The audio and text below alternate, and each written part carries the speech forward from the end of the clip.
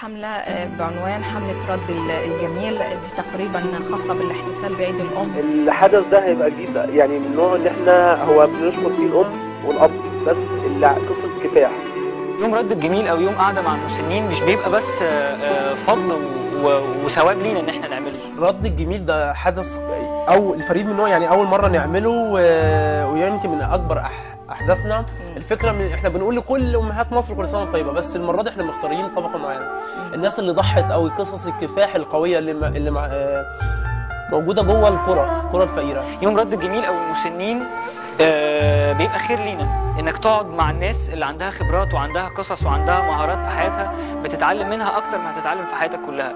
وغير كده وكده اسمع قول ربنا سبحانه وتعالى وهو يقول ان ربك لبالمرصاد، ان انت لما بتعمل حاجه في دنيتك وانت صغير اكيد بتترد ليك وانت كبير، فهيجي يوم وانت عندك 50 و60 و70 سنه ربنا يطول في اعماركم وان شاء الله تلاقوا اولادكم واحفادكم واهاليكم واصحابكم جايين يقعدوا معاكم ويسمعوا حكاياتكم وحوادثكم. وقضى ربك الا تعبدوا الا اياه وبالوالدين إحسانا. مستنيكم يوم 24/3 بقاعة المؤتمرات بالقصر العيني مع جمعية رسالة قوافل داخلية، وقبل ما تيجوا لازم تحجزوا عشان يدخلوكم. السلام عليكم.